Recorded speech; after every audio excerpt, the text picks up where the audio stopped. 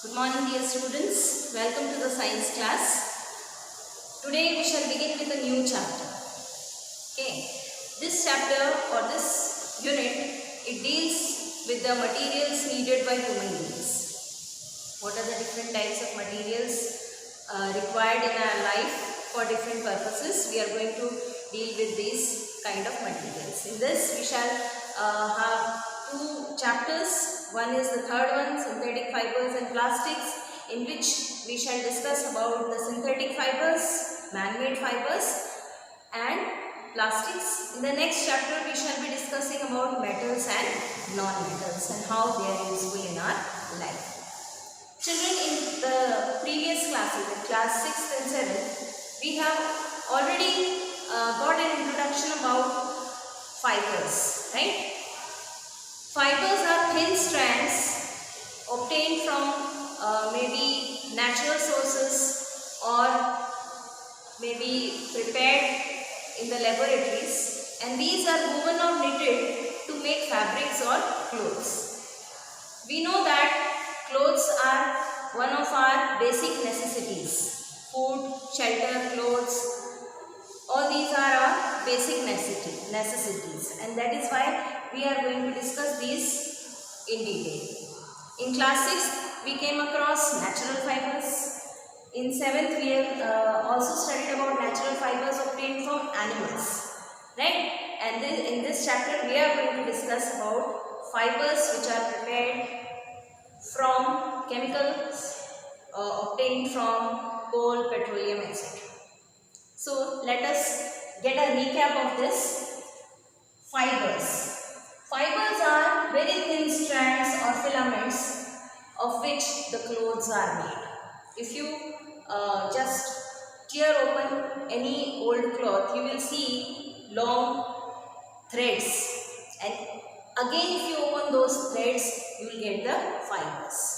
The best example of fiber we are having at home, cotton, right? If you are having raw cotton at home, you can just see how thin the fibers are.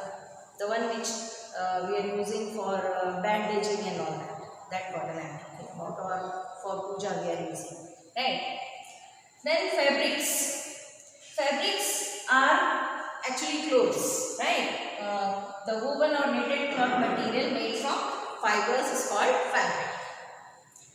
As I already said, fibers may be natural or synthetic. Here I have just listed down the chart or the classification of the fibers. This we have studied in class 6th also and 7th also. This is just a revision of that. Fibers, natural and synthetic. Among the natural fibers we have two categories. The plant fibers, which we have already learned in detail in class 6th, chapter Fiber to Fabric. Right? In that we have studied about cotton, jute, hemp, etc. How cotton and jute and hemp are grown, how the fibers are woven into fabrics, how they are spun and how the processing is being done, how clothes are made out of that, what are the different uses of these fibers, all that we have studied in class 6. So these are common plant fibers, cotton, jute and hemp. There are others also. Then in class 7th again we had a chapter Fiber to Fabric. In that we have studied about animal fibers, right? In animal fibers, the most common ones, the wool and silk. You know from where wool is obtained. Wool is obtained from various animals like sheep, goat, rabbit, alpaca, llama, etc. Even camel. So, and different varieties of wool we have seen.